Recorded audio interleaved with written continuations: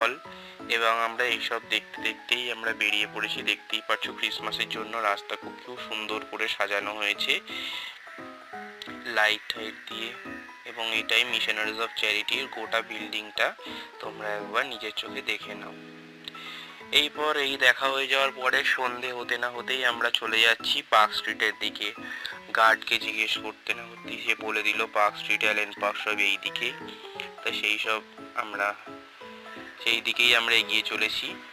দেখতেই পাচ্ছ কি সুন্দর করে লাইট দিয়ে সাজানো হয়েছে, প্রতিটা রাস্তা সুন্দর করে সাজানো হয়েছে, এবং পার্ক স্ট্রিট এবং ক্যামাক স্ট্রিট এই এরিয়াগুলো এরমভাবে প্রতিবারই সাজানো হয় ক্রিসমাসের দিন। তোমরা একবার আসলেও এসে দেখতে পারো। এইটা আমার দ্বিতীয়বার এখানে আসা। দেখতেই পাচ্ছ কি সুন্দর লাইটিং, এবং দুর্গাপুজোতেও হয়তো এর থেকেও ভালো লাইটিং